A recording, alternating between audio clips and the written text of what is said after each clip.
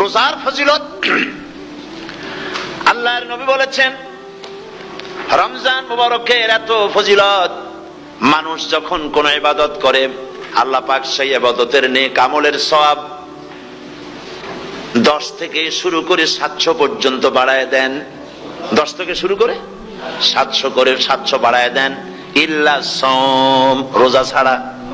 নবীজি বলেছেন, রমজান মুবারকে কেউ যদি একটি নফল কাজ আদায় করে, একটি নফল ইবাদত করে, অন্য মাসের একটি ফরজ আদায় করার সওয়াব আল্লাহ পাক নামায় আমলে দিয়ে দিবেন। রমজান মুবারকে কেউ যদি একটি ফরজ আদায় করে, অন্য মাসের 70টি ফরজ আদায় করার মতো সওয়াব আমলনামায় আল্লাহ দিয়ে দিবেন। সুবহানাল্লাহ। এই মাস আমাদের সামনে। আল্লাহু আকবার বলি, আল্লাহু আকবার বলি, আলহামদুলিল্লাহ। এই পবিত্র মাস আমাদের সামনে। রোজার ফজিলত আল্লাহর নবী বলেছেন, রমজান মুবারকের এত ফজিলত, মানুষ যখন কোন ইবাদত করে আল্লাহ পাক সেই ইবাদতের নেক আমলের সওয়াব 10 থেকে শুরু করে 700 পর্যন্ত বাড়ায় দেন।